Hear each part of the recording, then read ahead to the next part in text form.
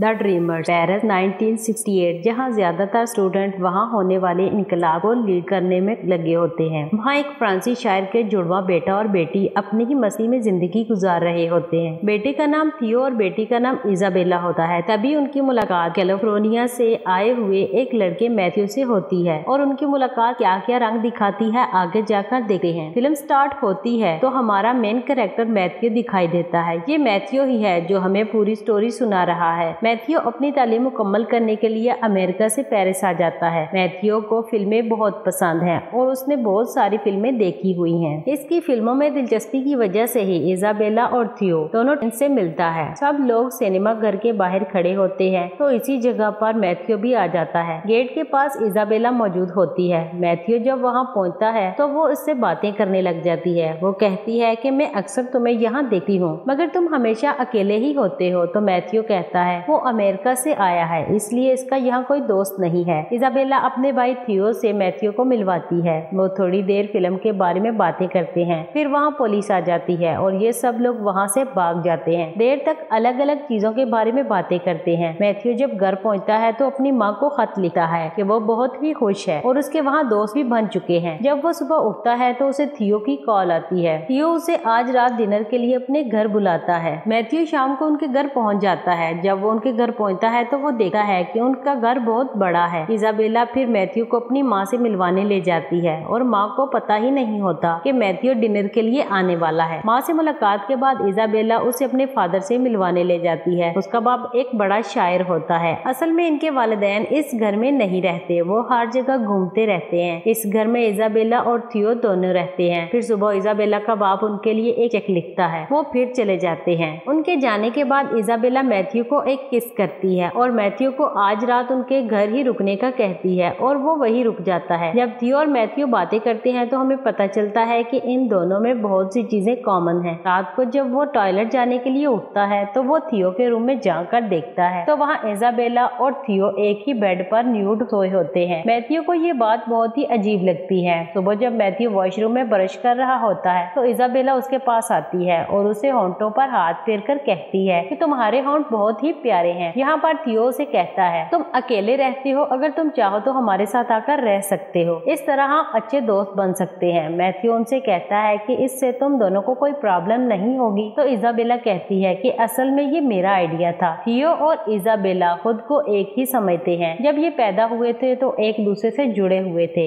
इसलिए एक दूसरे से शर्म नहीं करते थे। जैसे मैथ्यू को लग रहा था कि इन दोनों के दरमियान कोई फिजिकल रिलेशनशिप होगी तो ऐसा कुछ भी नहीं था। ये दोनों एक दूसरे को अलग अलग नहीं समझते। मैथ्यू भी इनके साथ रहने के लिए मान जाता है और शिफ्ट कर लेता है। एक दिन जब ये हैंग आउट कर रहे होते हैं तो इनका एक गेम होता है। इस गेम में एक बंदे ने डायलॉग बोलना होता है तो दूसरे ने मूवी का नाम बताना होता है। एक पुरानी मूवी में मूवी के कैरेक्टर एक आर्ट म्यूजियम से भागते भागते बाहर निकल गए थे। ये उन्होंने बहुत ही कम वक्त में किया था। अब उन्हें ये आइडिया आता है कि उन्हें भी ये करना चाहिए। मैथ्यू डर रहा होता है क्योंकि अगर वो पकड़ा गया तो उसे फिर से अमेरिका जाना पड़ेगा। ये दोनों से मना लेते हैं और ये वो कर भी आते हैं। ऐसी अजीबोगरीब लाइफस्टाइल जीकर ये सब बहुत खुश हैं। घर में इजाबेला और थियो के ताल्लुकात की वजह से मैथ्यू मुतमईन नहीं है। उसे समझ नहीं आता कि ये क्या चल रहा है। एक दिन वो थियो को बाहर लेकर आता है और थियो से पूछता है कि तुम दोनों ऐसे कैसे रह सकते हो। थियो से बताता है कि वो किस तरह जुड़े हुए पैदा हुए और अपने माइंड में खुद को एक दूसरे से अलग नहीं समझते।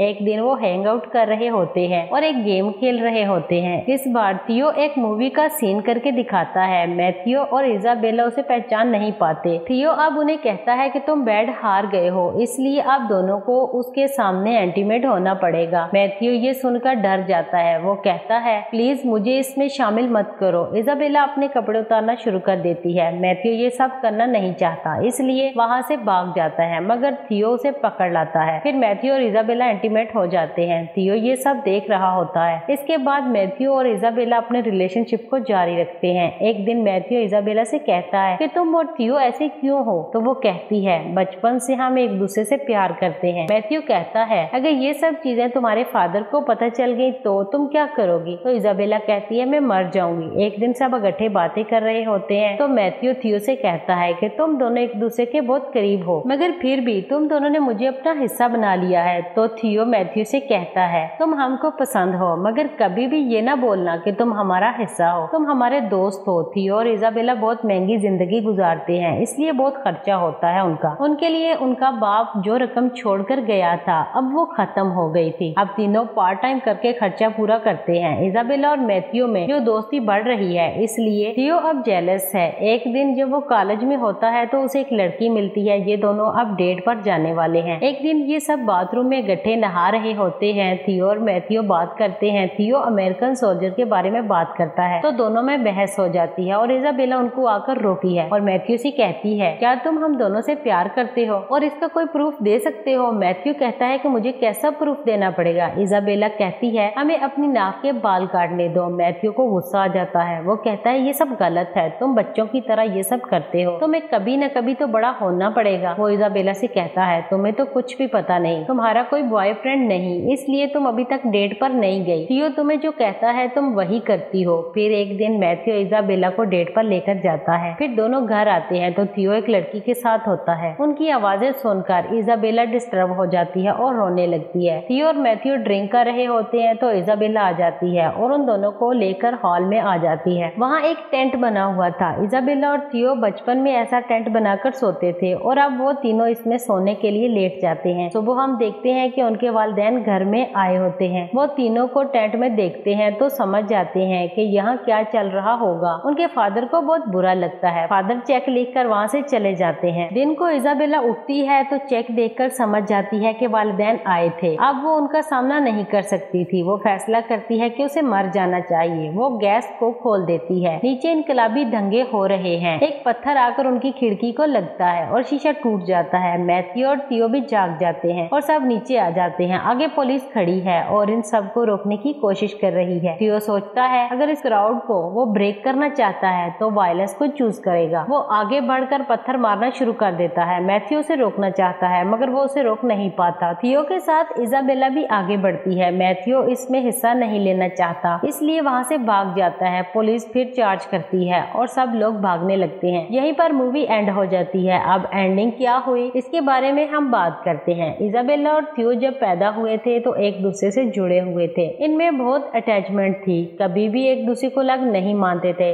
इजाबेला को कभी न कभी डेट करना था, इसीलिए वो मैथ्यू को डेट कर रही थी। इस चीज से थियो जेलस होने लगा था क्योंकि अपना ही एक पार्ट किसी दूसरे के साथ है। यही चीज इजाबेला ने भी महसूस की। एंड में थियो और इजाबेला रिवॉर्ड करके उठते हैं। मूवी में ये पुलिस के खिलाफ हम रिवॉर्ड देखते हैं मगर असल में सोसाइटी के खिलाफ ये